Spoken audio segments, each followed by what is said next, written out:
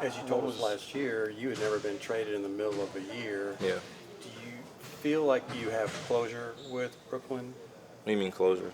Well, just like how You everything's said it like I was in a everything's full blown. ended. Well, you leave in the middle of a season. Yeah. So do you feel like you're on good terms with the organization and just? I mean, I was base never and all on that? bad terms with the organization. I just think there was a lot of chaos and noise as usual from the media. I'm not going to blame you guys or anything, but again, nobody really knew what was going on behind the scenes, and I'm sure that people have their sources they go to and what was going on and what really happened. But for me, it was the best decision of my career, just to be able to ask for a trade. I knew I needed peace of mind.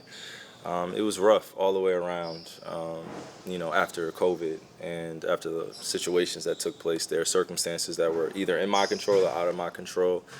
And I didn't want to play the blame game. Like I said, I had a media interview and I said there were some disrespectful things going on behind the scenes. And that happens in every organization as an employee. So it's not out of the ordinary to come out and communicate that. But again, when it's me, it's a fire starter. Everyone loves to use my name to build up whatever credibility they need, and at the end of the day, I don't have a problem with that. I think my criticism is fair as long as you keep it on the court and judge me off the success of our team, and don't try to dig too deep into who I am as a person, because I don't show who I am as a person in this business, because it's always constant eyewitness views of just random things that I don't necessarily agree with is being written about me. So I do my best to separate the two between having a work-life balance. But the closure that you're talking about, man, is I'm just grateful that I have the opportunity to play this game. That's a media straightforward answer that you'll get from me on that. Was that essentially like the whole situation with the COVID? Was that like the last straw, or were there other straws?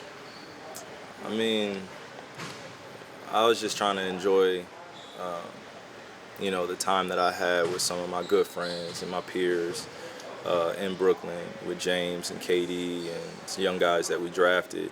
Well, we had a plan in place, and when plans change for individuals, and it happens again in any business, you got to make the best decision for you and your family. So again, when you have that eye-to-eye communication with your teammates and people on staff, and you're able to articulate how you feel, it shouldn't matter what's being said about you on the outside.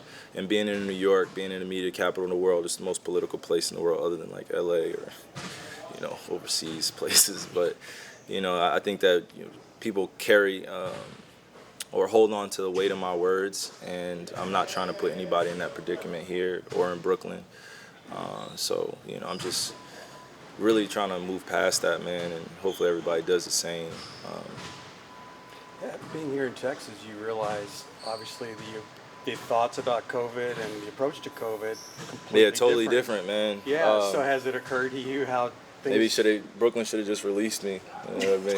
Made things a lot easier on everybody, But 2020 hindsight, yeah. Okay.